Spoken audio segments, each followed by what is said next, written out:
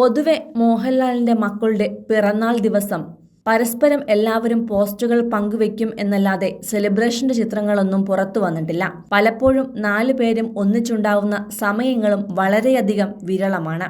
Mohanlal shooting തിരക്കിലും മക്കൾ ഏതെങ്കിലും യാത്രകളിലുമായിരിക്കും അത്രേ. പക്ഷെ വീട്ടിലെ സന്തോഷമുള്ള നിമിഷങ്ങളൊന്നും 4 പേരും മിസ് ചെയ്യാറില്ല.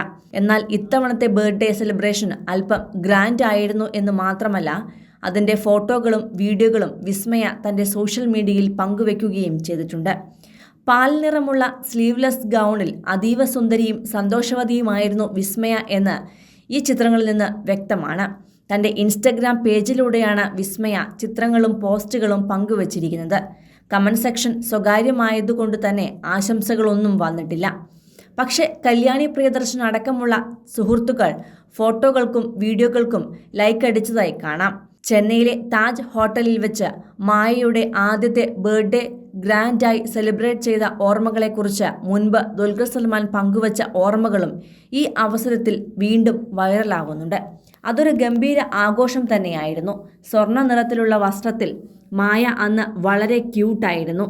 എന്നാൽ ബർത്ത്ഡേ കേക്ക് മുറിക്കുന്നതിന് മുൻപേ വിസ്മയ ഉറങ്ങിപ്പോയി എന്നതും ദുൽഖർ പങ്കുവച്ചിരുന്നു. വിസ്മയുടെ 33ാം പിറന്നാളായിരുന്നു ഇന്നലെ ആഘോഷിച്ചത്.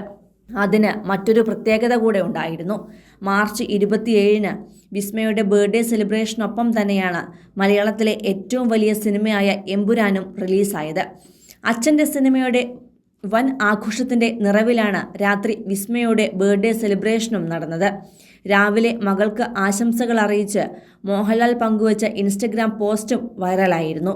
ഹാപ്പി ബർത്ത്ഡേ മായക്കുട്ടി. ഓരോ ദിവസവും നിന്റെ സ്വപ്നങ്ങൾ സാക്ഷാത്കരിക്കുന്നതിലേക്ക് നയിക്കട്ടെ. നിന്റെ ജീവിതത്തിൽ സന്തോഷവും ചിരിയും നിറയ്ക്കട്ടെ. നിന്നിൽ ഞാൻ വളരെ അഭിമാനിക്കുന്നു. എപ്പോഴും നിന്നെ സ്നേഹിക്കുന്നു അച്ഛ എന്നാണ് മോഹൻലാൽ കുറിച്ചത്. എമ്പുരാന്റെ റിലീസ് ദിവസം തനിക്ക് ഇരട്ടി സന്തോഷമാണെന്ന് ചിത്രത്തിന്റെ ടീസർ റിലീസിനിടെ സുചിത്ര മോഹൻലാൽ പറഞ്ഞിരുന്നു. മാർച്ച് 27-നായി കാത്തിരിക്കുകയാണെന്നും ആ ദിവസം തനിക്ക് 2 സന്തോഷമാണ് ഉള്ളതെന്നുമാണ് അന്ന് സുചിത്ര പറഞ്ഞത്. അന്ന് പൃഥ്വിരാജ് മോഹൻലാൽ ചിത്രം പുറത്തിറങ്ങുന്നതിനാലും മകളുടെ ജന്മദിനമായതിനാലുമാണ് അതെന്നാണ് സുചിത്ര വെളിപ്പെടുത്തിയിരുന്നത്. അതേസമയം 33ാം പിറന്നാളിനും വിസ്മയ തനിച്ചാണ് ഉള്ളത് എന്നാണ് റിപ്പോർട്ട്. ഇന്നലെ മോഹൻലാലിന്റെ ചിത്രം റിലീസായപ്പോൾ ആദ്യ ഷോ കാണുവാൻ വിസ്മയ എത്തിയിരുന്നില്ല. മോഹൻലാലും സുചിത്രയും മകൻ പ്രണവുമാണ് കൊച്ചിയിലെ തിയേറ്ററിലേക്ക് ഫസ്റ്റ് ഷോ കാണുവാൻ എത്തിയത്.